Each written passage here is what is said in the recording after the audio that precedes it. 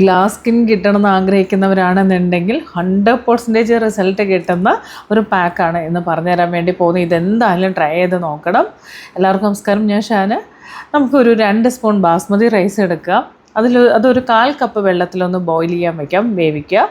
So അത് പിന്നീട് വെള്ളമൊന്നും ഒഴിക്കരുത് കേട്ടോ. ജസ്റ്റ് ആ ഒരു 1/4 കപ്പ് വെള്ളത്തിൽ തന്നെ അതൊന്ന് കുക്ക് ചെയ്ത് വരണം. ഒരു 10 to 15 മിനിറ്റിനുള്ളിൽ കുക്കാവും.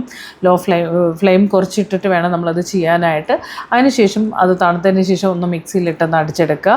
അപ്പോൾ അതിന് ശേഷം നമ്മളൊരു വൈറ്റ് ക്ലോത്തിലോ നല്ല വൃത്തിയുള്ള ക്ലോത്തിലോ അല്ലെങ്കിൽ സ്ട്രെയിനർ ഉപയോഗിച്ച് നമ്മളതൊന്ന് സ്ട്രെയിൻ ചെയ്തെടുക്കുക.